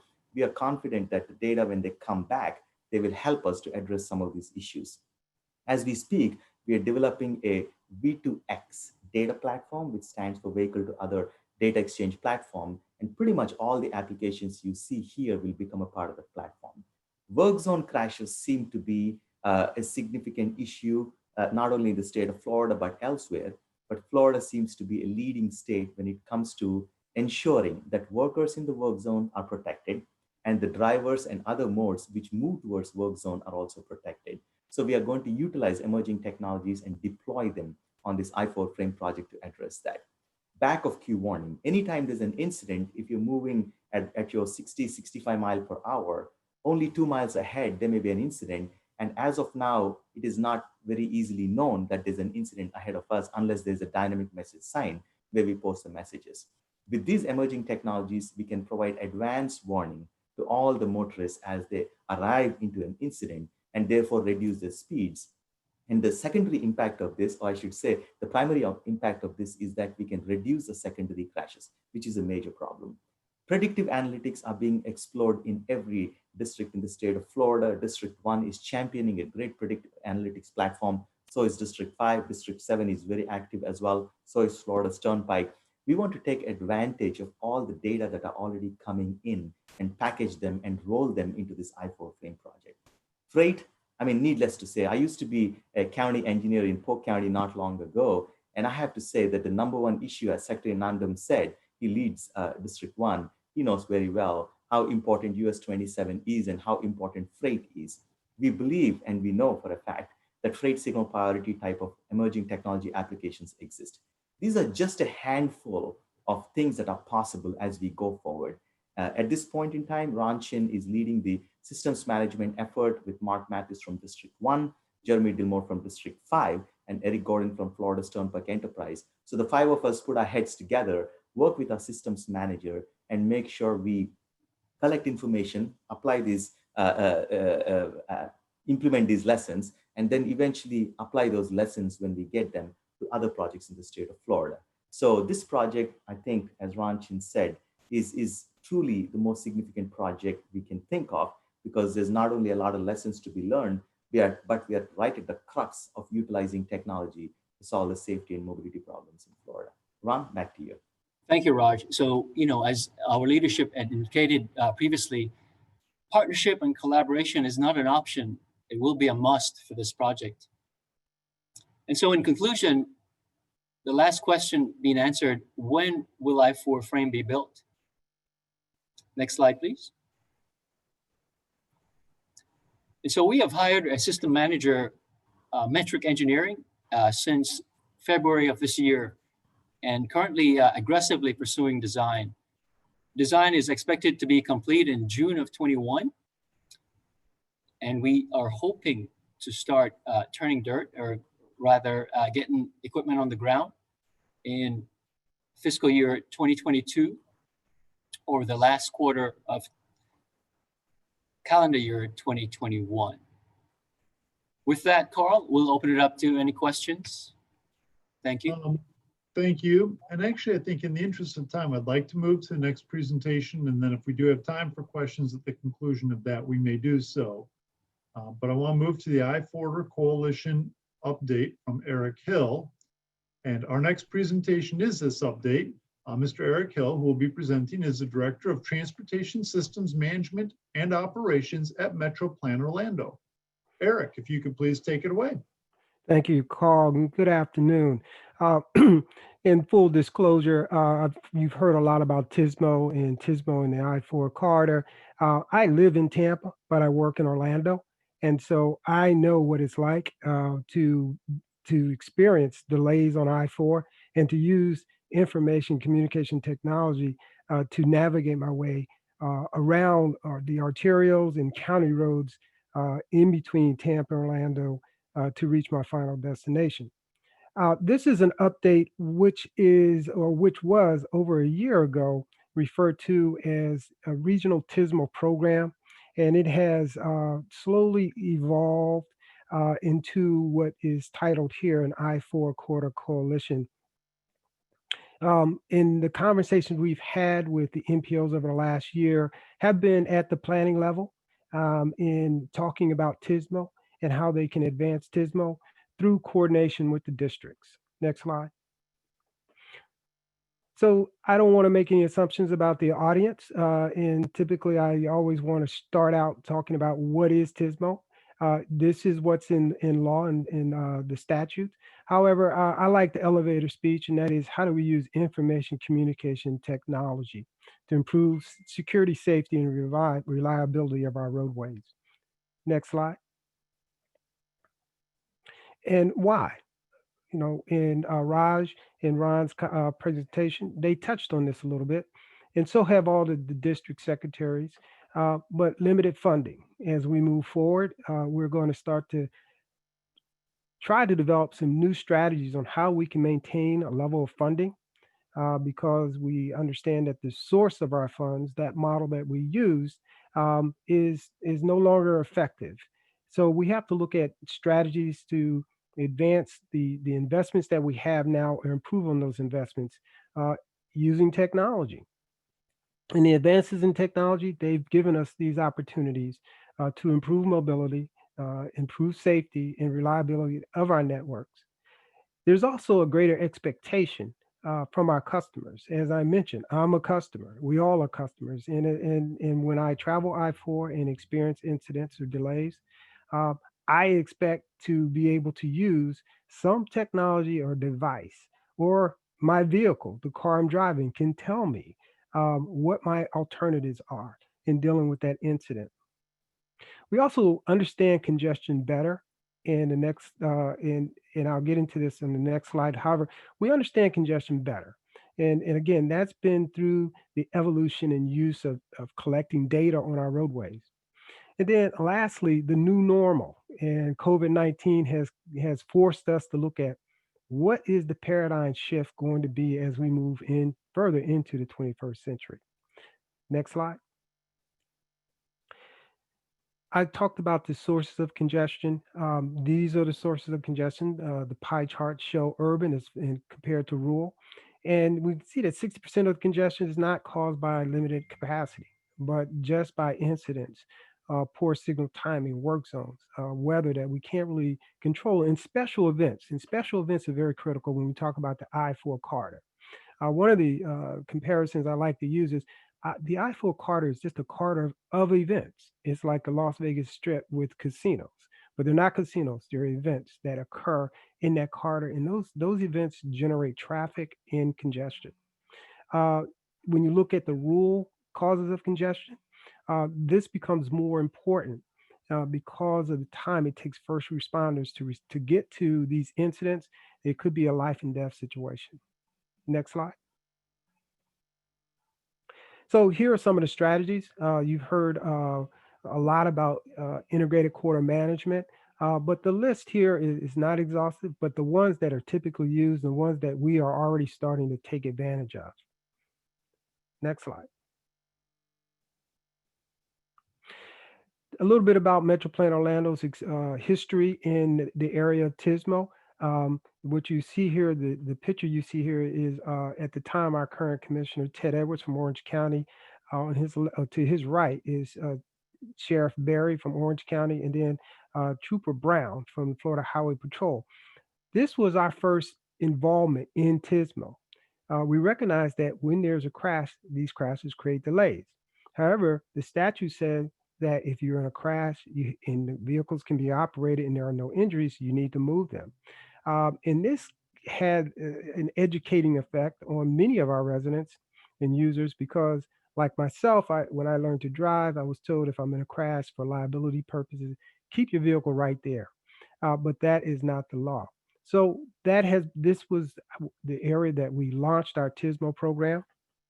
And then we moved on and looked at the 10 worst first behaviors and locations in our area. We created a TSMO department. We established a TSMO committee. The chair of our committee sits with our board. And then we allocate 21% of our funds go to TSMO projects. And one of the biggest or the most flavorful element or ingredient in our TSMO recipe, I believe, is the champions that we've had. Commissioner Edwards was our first champion. We continue to have champions each year as our board rotates. Current champion, our chairman, Bob DeLaury, Commissioner Bob DeLaury from Seminole County. So we've had the board support. And as we have had the conversations with the MPOs, this is one that I have really spoke about. Next slide.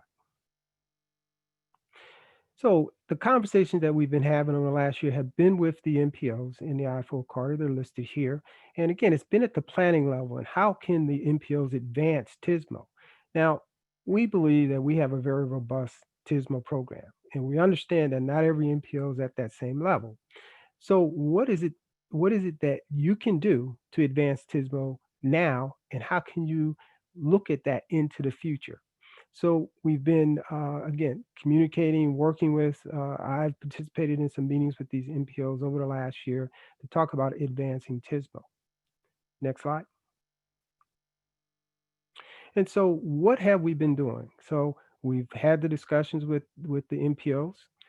We've spoken with, in some instances, we've spoken with their policy board. And then one of the strategies we use, the capability maturity model, is an evaluation technique that's been developed by the Federal Highway Administration to evaluate TSMO at transportation agencies. It's self-administered, and so for some of the MPOs in each of the districts, we have advised them or requested that they complete it so that we can use that as a springboard in developing strategies or approaches to advancing TSMO. The results of the model have been presented to some of the boards and committees. We've done workshops. We've done a couple workshops with Sarasota Manatee MPO on developing TSMO strategies. The Central Florida MPO Alliance has included a list of TSMO projects on the list of projects they want to promote and advance in Central Florida. And in Hillsborough County, in partnership with University of South Florida, Center for Urban Transportation Research, we're developing a TSMO 101 program or curriculum that we can roll out to the MPOs first, but then include in the Department of Engineering curriculum to help engineers recognize that as the 21st century becomes more and more relevant, that these are strategies that they will need to consider. And then some use cases. We talked about the events that happen in the I-4 corridor. How can we look at some of those events and develop some TSMO strategies just for them? One that we are looking at as a group is looking at, should it occur, the Super Bowl that's supposed to be in Tampa. How can we look at that and approach it from a TSMO perspective? Next slide. So the dimensions of the CMM, I told you this is an evaluation of where agencies are with TSMO. And they look at or evaluate the business processes. Are you including TSMO as a strategy in your planning? Are you considering systems and technology? And how is that developing in your area? Are you tying TSMO, or is there an opportunity to tie TSMO to performance measurements? And the one that directly relates to TSMO is reliability. How can TSMO strategies help maintain reliability of your system? Culture, is there a culture or opening of your organization to being receptive and understanding that in the 21st century it's going to be more about technology than it is about asphalt and concrete? Are you looking at organizing and developing your staff in this area that have not necessarily a planning background, but an understanding of how technology can be used? And then collaborating with other jurisdictions. And you've heard a lot of that from the secretaries already. Next slide. So the CMM is about how do you get better at getting better. And again, we as an MPO Metro Plan Orlando, we've gone through this process with District 5 a few years ago. And we recognize that we are right now rated at level 3. And some of the other MPOs that have completed this evaluation, they're at different levels, and that's understandable. But how do you advance? How do you get better at getting better to the point of nirvana, if you will? Next slide. So this is a list of items that you may want to consider as you look at where you are with your TISMO program and as the program advances. And this is from an article from a colleague of mine completed this article for Public Roads this year. And it's just a look at how do you think about TISMO in your organization? Is it a core part of your agency? Are you integrating TISMO strategies? And again, this is related to the CMM process as well. Is there a culture? And do you value TISMO? Are you allowing or allocating funds towards TISMO projects? Is reliability part of the analysis of projects? Workforce. Are you not only developing your current workforce to be able to capitalize on the opportunities that TISMO provides, and as you continue to replace that workforce, are you looking for staff or potential candidates that can provide that background for you? And then partnerships and collaboration. Are you doing any of that? Next slide. So over the last year, some of the challenges as well as opportunities that we've realized in working with the MPOs as well as the districts in the quarter. I mentioned workforce. There's been some staff turnover. And that's created a little bit of a challenge because in certain instances, some of the folks that we were working with, they retired or moved on to a different position. So having or developing that skill set and a bench, if you will help provide that consistency over time. All the MPOs were doing updates of their long-range transportation plan. So that was their priority, and that's understandable. So the whole idea of looking at and developing TISMO was low on the list of priorities. And again, we recognize that. So that gave us or caused us to have a slow start in some instances. The whole paradigm shift, how do you make that change? And change is not easy, but it's slowly becoming part of, I think, the understanding that we are moving into the 21st century, and what we've done in the 20th century and the models we've used, especially on the financial side, we need to rethink and consider opportunities and alternatives. And again, the strategies that we have under TISMO will help us move forward. And resources, again, that's the allocation of resources within your planning process. And then the last one here is Innovation Charter. Again, I spoke about how the Charter is just a quarter of events. However, it is also a Charter rich with technological possibilities. We have two major universities, bookends, right? University of Central Florida, University of South Florida, and then the Polytechnic University in the center. And when you look around the country, when you talk about high tech in certain states, if you go to California, you say, where's the high tech industry? Of course, everyone says Silicon Valley. If you go to Texas, they'll say Silicon Hill. It's the city of Austin area. If you go to North Carolina, it's the Research Triangle. If you ask yourself that question, where is that here in the state of Florida? My first choice would be the I-4 corridor, because we have those opportunities that we're developing through our transportation network to attract more high-tech companies and innovation companies into the corridor. So that is just one of the things that an opportunity, economic opportunity that we can build on our TISMO program with. Next slide. And so this is my last slide. This is former Seminole County Commissioner Carlton Henley. And I can recall this was 15 years ago, or maybe 10 years ago. But at one of these meetings, he raised the question. He said, what do we do at these meetings? We come to these meetings and, we talk about projects. We have a list of projects, but that's it. And I guess that stirred up some thoughts and energies amongst the participants, because I believe it was the next year or maybe the second year after that, that the Coast to Coast Trails Network was what this group threw their arms around to support, and it came to fruition. That was the 20th century. I believe in the 21st century, TSMO and the advancement of TSMO in the I-4 corridor across the state is something that this group can also throw its arms around and advance. Next slide. And that's it for me, Carl. Thank you. Thank you, Eric. I very much appreciate that. My thanks also to Ron and to Raj for their presentation. We are running behind on time.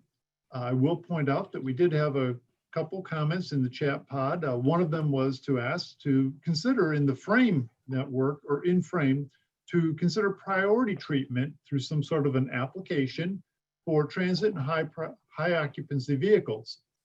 So Ron, Raj, there's your challenge. You have a task for you from this meeting. So I'd like to move us to the next section, and that's to recap this set of presentations and where we would go from here. Every good meeting has some objectives that we come in with and some results that we come out with. And the results that we'd like to come out with is to resolve as a collective group to participate in connecting the regional TSMO throughout the I-4 corridor.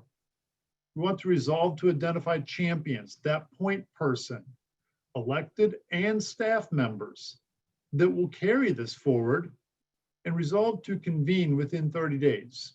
And the fear being that if we do not set a date on it, it will quickly escape from us. So I'm going to open up the floor to this, please. Comments, please.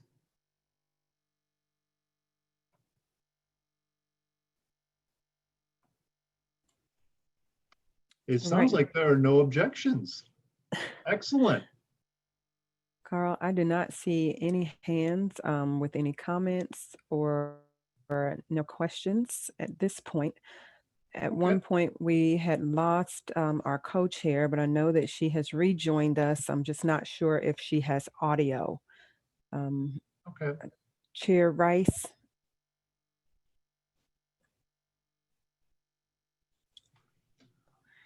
All right, well, I will turn this over to the next section, which is member comments, please. And as I depart my section of this as your facilitator, I want to take an opportunity to thank Virginia and Chandra for their arrangement of this and asking me to host. It has been an absolute pleasure. And also my thanks to Amanda Carpenter at Florida DOT for helping us to coordinate. Thank you, everyone. Thank you, Carl. Chair Stone. I want to thank Carl very much for doing such an excellent job moderating. We have heard some really great presentations. And so again, thank you for doing such a great job to keep us going. I will now invite any additional comments from our Alliance or our CCC members. Madam Chair, we have a hand with Commissioner Vanessa Bowe. Ms. Bowe, the floor is yours.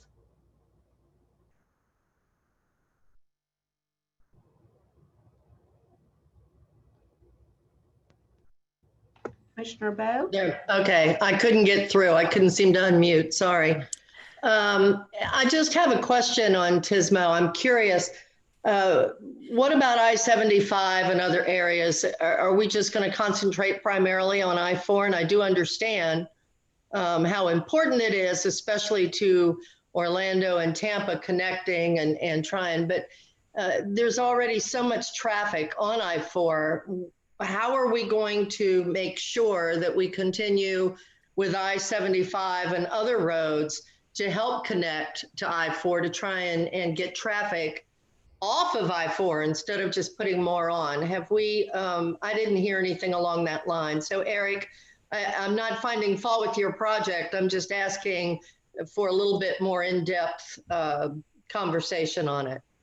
And I know that you've been to the Sarasota Manatee MPO. I remember that, but I'm just curious as to how we're looking at the entire state to handle instead of just putting more traffic on I-4?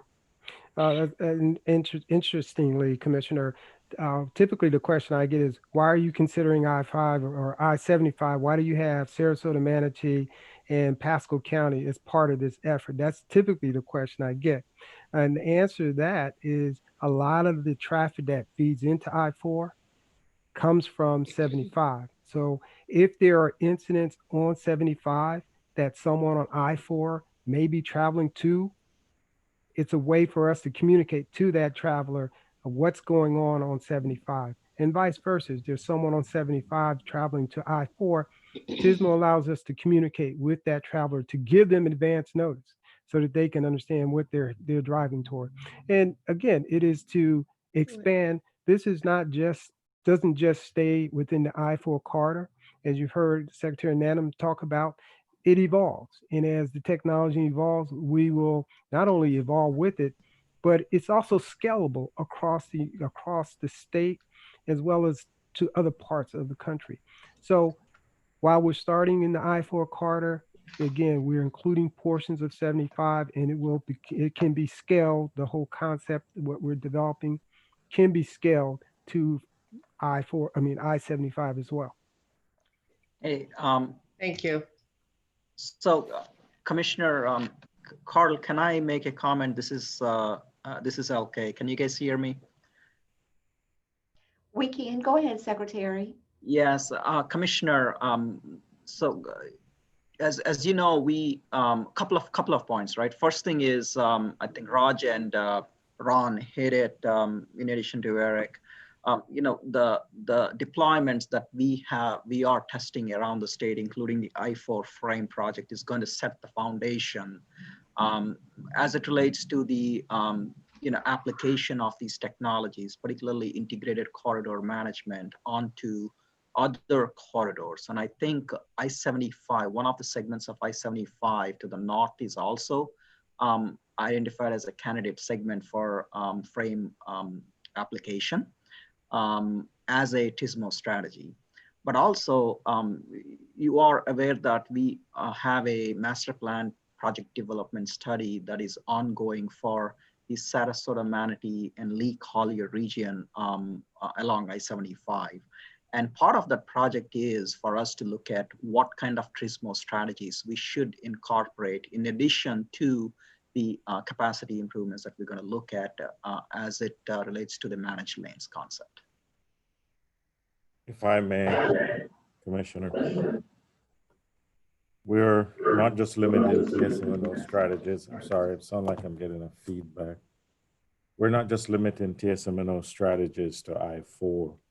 We have made some investments. The department has made a lot of investments in the camera technology along the entire corridor from Miami-Dade County along I-75 to the Georgia borderline. We've had some segments that were blind. We have filled those in.